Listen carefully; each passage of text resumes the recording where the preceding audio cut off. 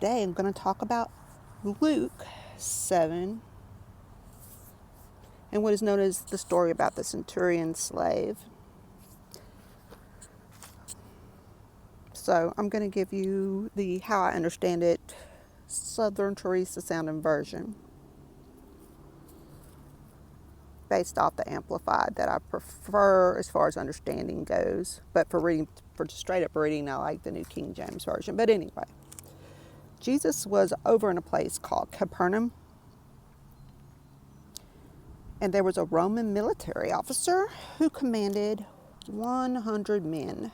That's why they called him a centurion. Centi means 100.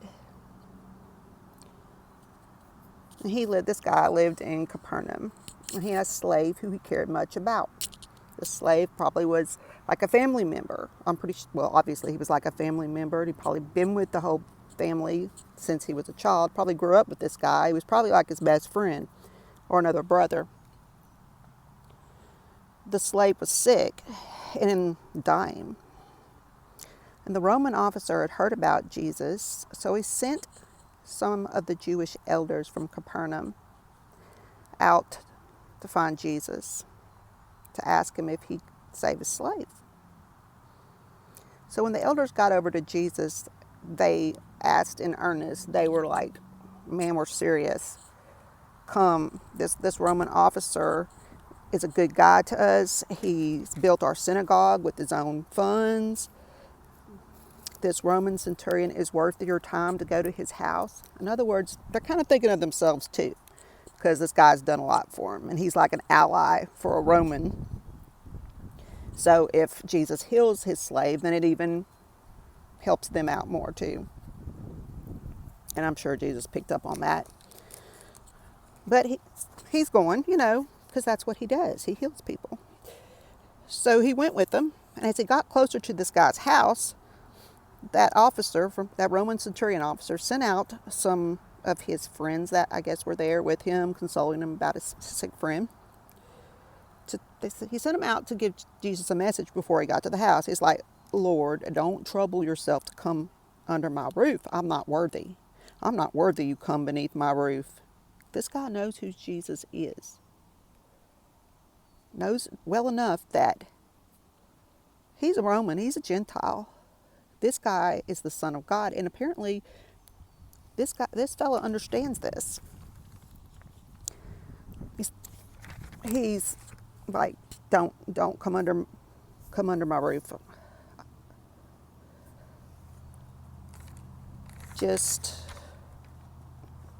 He didn't even consider himself worthy of coming to Jesus personally and telling him this. He sent some of the people that were at his house. He said, just speak a word and my slave will be healed. Boom. Faith. And the message he sent a complete message. So, he'd explain himself like he wasn't trying to send Jesus away. Don't get the wrong idea. This is what I mean. I'm a man subject to authority. The chain of command. It's military. He's in the chain of command. He's got an authority. People are under him that he has authority over as well. He says, I say to one of my soldiers, go, and he goes. I say, come, and he comes. I tell my slaves, come, they come. Do this, do that, they do it. So when Jesus heard this, he was sort of floored. If that's possible to floor Jesus, because he knows everything, but he was taken aback. Then he turned around to all the people that were following behind him.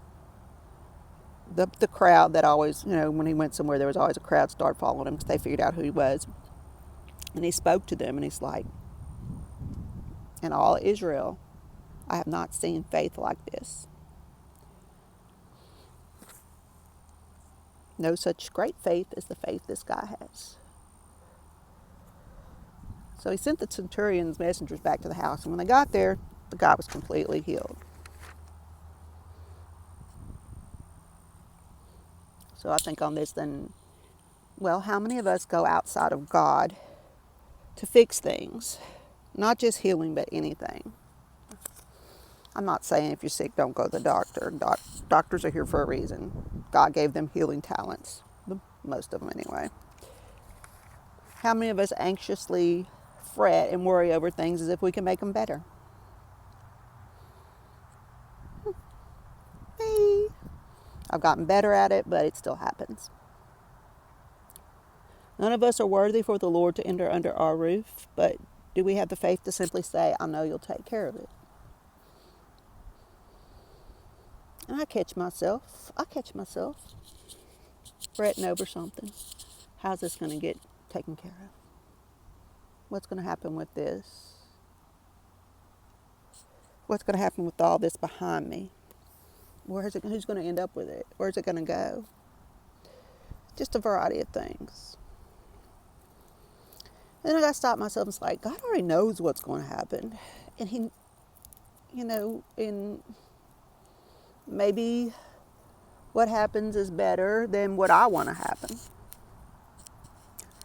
99.9. Okay, we'll say 100% of the time, whatever God's will is always better than my will. So if I just say I want whatever the Lord wants, I'm better off. Now, that means just surrendering my own personal thoughts as far as what I want or how I think it should be. And human nature is completely opposite, especially the American mindset. It's about me. It's about mine. Materialism. What's in the physical realm around me. That's the American mindset. The Western mindset.